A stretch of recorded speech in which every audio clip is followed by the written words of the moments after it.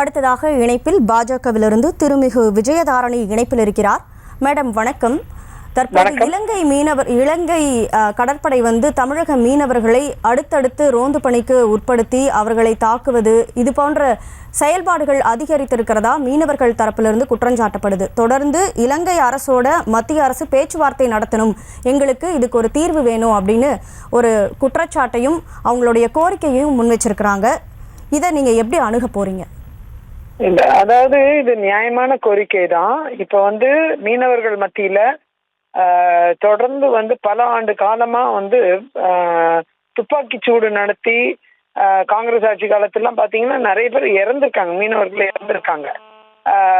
மோடி அவர்களுடைய ஆட்சி, பாஜக ஆட்சி வந்த பிறகு பாத்தீங்கன்னா பெரிய அளவுல இந்த மாதிரி துப்பாக்கி சூடு என்பது நடைபெறல, மரணங்களும் நடைபெறல. ஆனால் மீனவர்கள் பிடித்து செல்வதும் மத்திய அரசு பேச்சுவார்த்தை நடத்திய பின்னர் அவங்களை ரிலீஸ் பண்றதும் தொடர்ந்து நடந்துகிட்டு இருக்கிற ஒரு விஷயமா இருந்துகிட்டு இருக்கு. அதுல மாற்று கருத்து இல்லை. இது எல்லாம் சரி செய்யப்படணுங்கிறதுல எங்களுக்கும் ஆழமான கருத்து இருக்கு. அந்த வகையில நிச்சயமா பாரத பிரதமர் மோடி அவர்களுடைய முயற்சியின் காரணமாகவும் வெளியுறவுத்துறையின் அமைச்சர் திரு ஜெய்சங்கர் அவருடைய முயற்சி மற்றும் இந்திய அரசின் முயற்சி, பல்வேறு அதிகாரிகள் தொடர்ந்து இலங்கையோட பேச்சுவார்த்தை நடத்தி கொண்டிருக்கிறார்கள். ஒரு நிரந்தர தேர்வுக்கான ஒரு நடைமுறை உருவாக்கப்பட வேண்டும் என்பது பாரத பிரதமரின் விருப்பமாக இருக்கிறது. ஆகையால் அவர்கள் நிறைய விஷயங்களை இப்ப ஆய்வு செய்துட்டு இருக்காங்க. அது என்ன விஷயங்கள் என்பது விரைவில் மக்களுக்கு வெளிப்படுத்தப்படும். போன முறை கூட பாராளுமன்ற தேர்தலின் போது கச்சத்தீவு தாரை வார்த்து கொடுத்தது அதனால கூட இன்றைக்கு மீனவர்கள் எல்லை என்ற ஒரு தொல்லையை அனுபவிச்சுட்டு இருக்காங்கிறத உளப்பூர்வமா பாரத பிரதமர் அவர்கள் தமிழ்நாடு வந்தப்ப பல முறை சொல்லி இருந்தாரு. அது அந்த விஷயத்துல எல்லைய நிர்ணயிக்கிற சக்தி கடலில் நிச்சயமாக யாருக்கும் இருக்க வாய்ப்பு இல்லை. ஆனா அதே நேரம் எல்லை தாண்டிங்கிற ஒரு வார்த்தையை பயன்படுத்தி நம்முடைய மீனவர்கள் பிடித்து செல்வதும் மத்திய அரசு பேச்சுவார்த்தை நடத்தி மீட்டெடுத்து வருவதும் தொடர்கதையாக இருந்துகிட்டு தான் இருக்கு.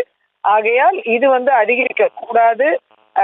விரைவில் மத்திய அரசு இதற்குண்டான நடவடிக்கைகளை எடுத்துட்டு வர்றாங்க, இன்னும் தீவிரப்படுத்துவாங்கங்கிறது என்னுடைய நம்பிக்கை. தமிழ்நாட்டிலிருந்து பலரும் கோரிக்கை வச்சிருக்காங்க.